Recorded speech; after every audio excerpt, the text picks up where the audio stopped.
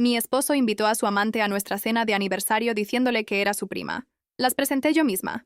Todo empezó así, con el sonido del cristal tintineando en uno de los restaurantes más caros de la ciudad, rodeada de luces tenues y música de piano en vivo. Estaba levantando mi copa de champán, sonriendo con los labios pintados de rojo, celebrando mi 5º aniversario de bodas. Frente a mí estaba mi esposo, luciendo ese traje a la medida que le regalé, mirándome con una sonrisa que juraría que era de amor puro. Y a su lado, sentada en nuestra mesa, invadiendo nuestra celebración íntima, estaba una mujer hermosa, de cabello oscuro y perfume dulce. Ella también levantaba su copa, devolviéndome la sonrisa con una amabilidad que me pareció genuina. Mi esposo me la acababa de presentar hacía 20 minutos. Me dijo que era su prima lejana, recién llegada a la ciudad, que estaba pasando por un momento terrible y no quería dejarla sola en el hotel esa noche. Yo, como la estúpida esposa comprensiva que era, le dije que por supuesto, que la invitara a brindar con nosotros. Fui yo misma quien jaló la silla para que se sentara.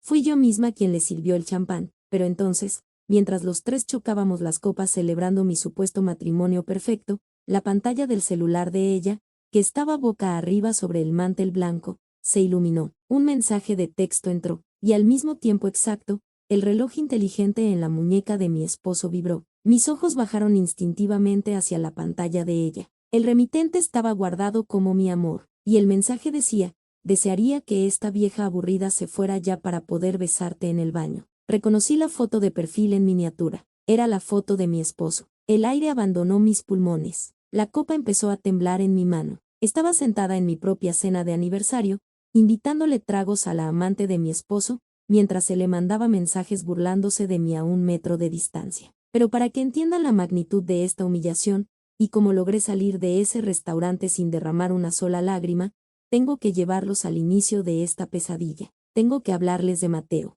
Cuando conocí a Mateo, yo tenía 26 años y creía que tenía la vida resuelta. Era independiente, trabajaba duro en mi propia agencia de publicidad, y no estaba buscando el amor, pero le entró a mi vida como un huracán de encanto. Era arquitecto, apasionado, divertido, y me hizo sentir como si yo fuera la única mujer en el mundo. Durante nuestro noviazgo, no había un solo día en que no me demostrara lo mucho que le importaba. Me enviaba flores a la oficina sin motivo, me preparaba la cena cuando sabía que yo había tenido un día difícil, me escuchaba hablar durante horas sobre mis problemas. Creí, desde el fondo de mi alma, que me había sacado la lotería con él. Nuestra boda fue un sueño. Compramos una casa hermosa en los suburbios, adoptamos un perro, empezamos a planear nuestro futuro. Los primeros 3 años de matrimonio fueron pura felicidad. Éramos ese tipo de pareja que los demás envidian. Nunca peleábamos, siempre estábamos juntos, nuestras familias se llevaban de maravilla. Yo le entregué a Mateo una confianza absoluta y ciega.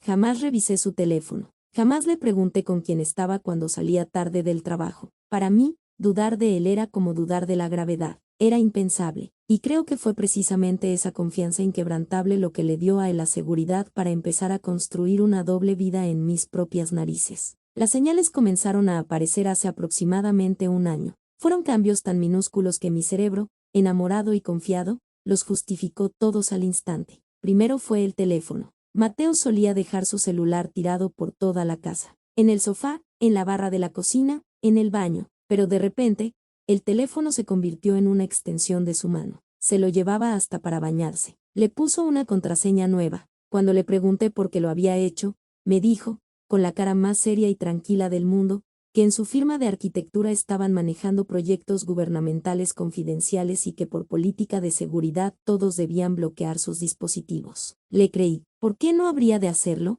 Luego vinieron las horas extras. Mateo empezó a tener cierres de proyecto constantes. Llegaba a casa a las 10, a veces a las 11 de la noche, luciendo exhausto. Yo le preparaba la cena, le daba masajes en la espalda y le decía que no se matara trabajando. Él me besaba la frente y me decía que todo ese esfuerzo era para darnos un futuro mejor, para poder pagar el viaje a Europa que tanto queríamos. Lo que yo no sabía era que esas horas de supuesto trabajo arduo las estaba pasando en la cama de un departamento al otro lado de la ciudad. El perfume fue la tercera señal. Un día, al lavar su ropa, noté un olor diferente en el cuello de sus camisas. Un olor floral, intenso, casi empalagoso. No era mi perfume, y definitivamente no era la loción de él. Esa misma noche lo confronté. Estábamos en la cocina, y le pregunté directamente qué era ese olor. Mateo ni siquiera parpadeó. Soltó una pequeña risa, abrió el refrigerador para sacar agua y me dijo que su nueva compañera de proyecto,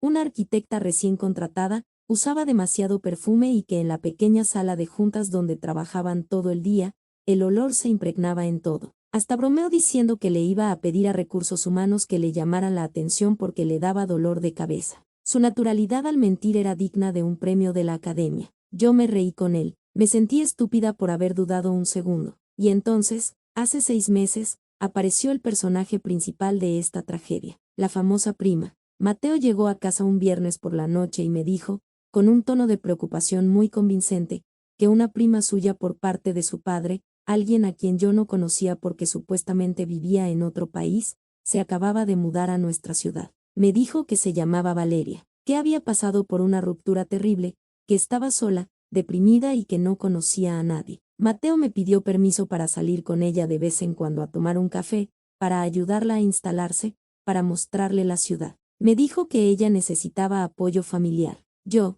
con mi enorme corazón de esposa comprensiva, le dije que por supuesto. Incluso le propuse invitarla a cenar a la casa para conocerla y que se sintiera en familia. Mateo se tensó un poco, pero rápidamente sonrió y me dijo que Valeria era muy tímida, que le daba vergüenza su situación actual y que prefería no conocer a más gente hasta sentirse mejor. Respeté su decisión. Durante meses, Mateo se iba los sábados por la tarde o los domingos por la mañana a consolar a su pobre prima Valeria. Yo me quedaba en casa, sintiéndome orgullosa de estar casada con un hombre tan bueno y familiar. La tensión en mi cuerpo empezó a acumularse unas semanas antes de nuestro aniversario. Había algo en el ambiente, una desconexión. Cuando hacíamos el amor, yo sentía que él estaba pensando en otra parte. Cuando le hablaba, tenía que repetirle las cosas 2 veces porque estaba perdido en sus pensamientos. Yo atribuí todo al estrés del trabajo y decidí que nuestro 5º aniversario sería la noche perfecta para reconectar. Reservé una mesa en el restaurante más exclusivo de la ciudad,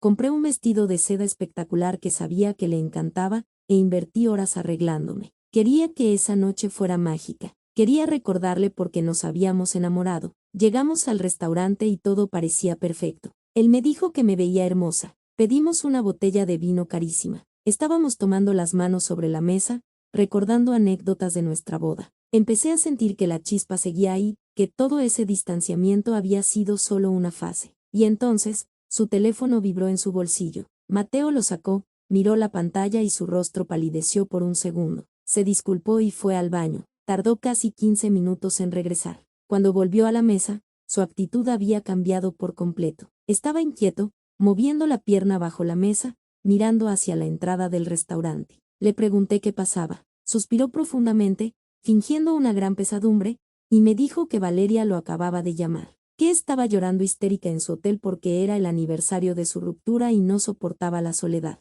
Me dijo que intentó calmarla por teléfono pero que no pudo. Luego, me tomó de las manos, me miró con esos ojos de cachorro regañado y me preguntó si me molestaría muchísimo que ella viniera a tomarse un trago con nosotros. Solo un trago, prometió. Dijo que le dolía mucho saber que su sangre estaba sufriendo mientras nosotros celebrábamos, y que tal vez ver a una pareja feliz y unida le daría esperanzas. Cualquier mujer en su sano juicio habría dicho que no, habría puesto límites, habría exigido que nuestra noche especial se respetara. Pero yo estaba tan manipulada, tan sumergida en la mentira del esposo perfecto y familiar, que sentí lástima. Suspiré, frustrada pero cediendo, y le dije que estaba bien, que le dijera que viniera. Mateo me besó la mano, me llamó un ángel y rápidamente le mandó un mensaje de texto. 15 minutos después, apareció Valeria, y en el momento en que la vi caminar hacia nuestra mesa, una punzada de inseguridad atravesó mi estómago. No era la mujer deprimida, tímida y derrotada que Mateo me había descrito. Valeria era un espectáculo. Llevaba un vestido ajustado que no dejaba nada a la imaginación,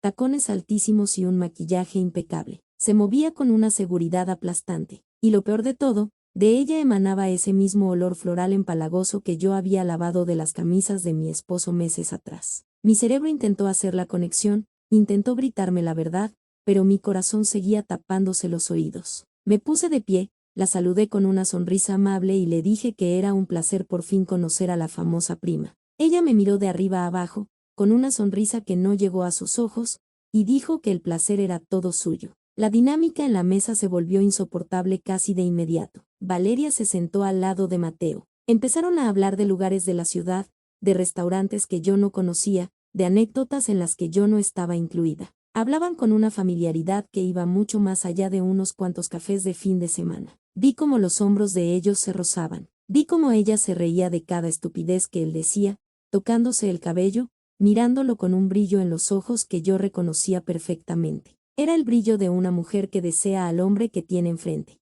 La ansiedad empezó a asfixiarme. Mis manos sudaban. Sentía que yo era la intrusa en su mesa. Y entonces llegó el momento del brindis. Mateo pidió las copas de champán. Nos levantamos un poco en nuestros asientos. Él dio un discurso sobre la lealtad, sobre la familia, sobre cómo el amor lo superaba todo. Brindamos. Y fue justo ahí, con el sabor del champán aún en mi lengua, cuando la pantalla del teléfono de Valeria se iluminó sobre la mesa. Desearía que esta vieja aburrida se fuera ya para poder besarte en el baño. Leí las palabras 3 veces. El mundo a mi alrededor perdió su sonido. El piano se apagó. El murmullo de la gente desapareció. Solo podía escuchar el latido ensordecedor de mi propio corazón golpeando contra mis costillas. Miré el reloj inteligente de Mateo, que se estaba apagando lentamente en su muñeca izquierda. Miré la foto de perfil en el teléfono de ella. Miré la cara de mi esposo, el hombre con el que había compartido mi cama, mis sueños, mi vida entera durante 5 años. Y miré a Valeria, la mujer que estaba bebiendo mi champán en mi cena de aniversario. No era su prima, era su amante. Y él había tenido el descaro, la crueldad absoluta, de invitarla a nuestra celebración más importante, de sentarla frente a mí y de mandarle mensajes deseando que yo me largara para poder estar con ella. Me estaban humillando en mi propia cara. Se estaban burlando de mi bondad, de mi confianza, de mi estupidez. El dolor que sentí en ese primer instante fue físico. Sentí ganas de vomitar. Sentí que me iba a desmayar ahí mismo sobre la mesa. Valeria se dio cuenta de hacia donde estaba mirando. Rápidamente agarró su teléfono y lo volteó boca abajo, con las mejillas ligeramente rojas. Mateo, ajeno a lo que acababa de pasar, seguía sonriendo, bebiendo su champán. ¿Estás bien, mi amor?, me preguntó Mateo, notando mi palidez. Te ves un poco mareada. En ese momento, una transformación ocurrió dentro de mí. El dolor agudo se cristalizó y se convirtió en una frialdad aterradora. La esposa enamorada y complaciente murió en esa silla, y en su lugar nació una mujer que no iba a permitir que la trataran como a basura. Tomé aire profundamente, relajé mis hombros. Formé la sonrisa más fría y calculadora que he hecho en toda mi vida. Estoy perfectamente, querido, le respondí con una voz aterradoramente calmada. Solo estaba pensando en lo hermoso que es el amor de familia. Mateo sonrió, aliviado. Valeria tomó un sorbo de su copa, evitando mi mirada. Dejé que pasaran unos minutos de silencio. Dejé que se sintieran seguros. Dejé que pensaran que se habían salido con la suya. Y entonces, llamé al mesero. Le pedí amablemente la cuenta. Mateo frunció el ceño. ¿Ya nos vamos? Pero si apenas va a llegar el plato principal. Pensé que queríamos disfrutar la noche con Valeria. No, le dije, manteniendo esa sonrisa congelada. Lo que pasa es que me acabo de dar cuenta de que 3 son multitud, especialmente cuando 2 de ellos quieren ir a besarse al baño. El tenedor de Mateo cayó sobre su plato de porcelana produciendo un ruido escandaloso. Su rostro perdió todo el color. Valeria se atragantó con su bebida y empezó a toser. Ambos me miraron con puro terror en los ojos. Sabían que yo lo sabía. No grité, no hice un escándalo. No les di el placer de verme destrozada en público. Me puse de pie lentamente, alisando la falda de mi vestido de seda. Tomé mi bolso. Miré a Valeria directamente a los ojos. Valeria, o como sea que te llames realmente, le dije con una voz lo suficientemente alta para que me escucharan, pero lo suficientemente baja para mantener la elegancia. Espero que disfrutes las obras, porque a partir de esta noche, este hombre es 100% tuyo. Todo su equipaje, todas sus mentiras, y especialmente, todas sus deudas. Luego me volví hacia mi esposo. Estaba paralizado. Abrió la boca para hablar, pero no salió ningún sonido. Parecía un pez fuera del agua. Mateo, continué sin alterar mi tono de voz. Quiero que sepas que el abogado de mi empresa te contactará mañana a primera hora. Tienes hasta el lunes para sacar todas tus porquerías de mi casa. Y por favor, tómense su tiempo en el baño. Esta cena corre por mi cuenta. Considérenlo mi regalo de bodas adelantado. Me di la vuelta y caminé hacia la salida del restaurante. Pude escuchar a Mateo llamándome a mis espaldas, intentando levantarse de la mesa, pero uno de los meseros lo detuvo para cobrarle la cuenta que yo había dejado a medias. Salí a la calle fría de la noche, pedí un taxi y me fui a mi casa. Fue durante el trayecto en el asiento trasero del auto cuando las lágrimas finalmente salieron. Lloré hasta que me dolió el pecho. Lloré por los 5 años perdidos. Lloré por la traición. Lloré por la chica ingenua que murió esa noche. Pero el llanto se acabó esa misma madrugada. Llegué a la casa, empacé absolutamente todas las cosas de Mateo en bolsas negras de basura y las dejé amontonadas en el garaje. Cambié la contraseña de la alarma, le puse pasador a las puertas y me fui a dormir en el cuarto de visitas. A la mañana siguiente, transferí todo el dinero de nuestra cuenta de ahorros conjunta a una cuenta individual a mi nombre, a la cual él no tenía acceso.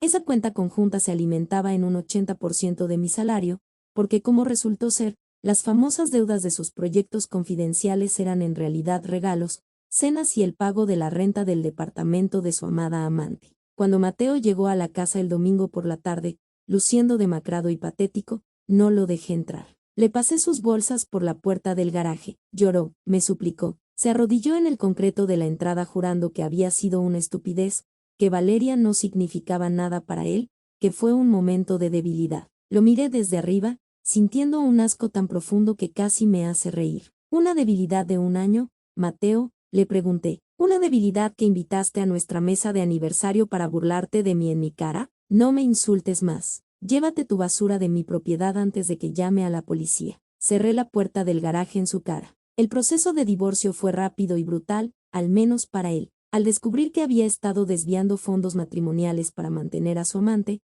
el juez no tuvo piedad. Me quedé con la casa íntegra. Me quedé con mis ahorros. Él tuvo que hacerse cargo de todas las deudas de tarjetas de crédito que acumuló en sus joyitos de Casanova. Y lo más satisfactorio de todo, la noticia de su infidelidad en un evento público llegó a oídos de su familia y de sus socios en la firma de arquitectura. Nadie confía en un hombre que no puede ser leal ni a su propia esposa, mucho menos cuando miente diciendo que sus desvíos de dinero son por proyectos gubernamentales confidenciales. Su reputación se hizo pedazos. Han pasado 2 años desde aquella noche en el restaurante. 2 años desde que el peor dolor de mi vida se convirtió en el motor más poderoso para mi reconstrucción. Supe por amistades en común que Valeria lo dejó a los pocos meses de que se formalizara nuestro divorcio. Sorprendentemente, cuando Mateo ya no tenía el estatus de arquitecto exitoso con dinero extra para gastar en hoteles de lujo y cenas caras, porque su sueldo se iba en pagar sus deudas legales y un cuarto diminuto en un edificio viejo, Valeria decidió que el amor ya no era tan fuerte. El encanto de ser la amante a escondidas desapareció cuando se topó con la cruda realidad de un hombre quebrado, mentiroso y arruinado. Se quedó solo, exactamente como lo merecía. Yo, por mi parte, no podría estar mejor. Vendí aquella casa de los suburbios y me compré un departamento moderno y hermoso en el centro de la ciudad, con una vista espectacular y espacio suficiente solo para mi perro y para mí. Mi agencia de publicidad despegó de una manera increíble. Viajé a Europa, sola, pagando todo con mi propio dinero, bebiendo el mejor vino en Italia sin tener que preocuparme de quien estaba viendo mi celular por debajo de la mesa. Encontré una paz que no sabía que existía. La traición te destruye, no se los voy a negar. Te rompe la confianza en ti misma y en la humanidad entera por un tiempo. Pero si aprendes a usar ese dolor como combustible, si decides que no vas a ser la víctima de la historia de nadie, te conviertes en algo indestructible. A veces, la vida tiene que romperte el corazón de la manera más cruel posible para obligarte a quitarte la venda de los ojos y mostrarte que estabas compartiendo tu luz con alguien que solo amaba vivir en tu oscuridad. A todas las personas que me están escuchando, quiero dejarles un consejo. Si algo dentro de ustedes les dice que algo anda mal, escúchenlo. El instinto nunca miente. No justifiquen los cambios de comportamiento, no ignoren las banderas rojas por miedo a arruinar la paz. Y si alguna vez descubren que la persona que aman los está traicionando, no supliquen. No se arrastren pidiendo explicaciones que nunca van a ser suficientes. Levanten la cabeza, pónganse su mejor ropa, hagan que paguen la cuenta y váyanse de esa mesa. Su dignidad vale 1000 veces más que un matrimonio construido sobre mentiras. Gracias por quedarse conmigo y escuchar mi historia hasta el final. No saben lo liberador que es poder contar esto y saber que hay una comunidad enorme del otro lado dispuesta a escuchar sin juzgar.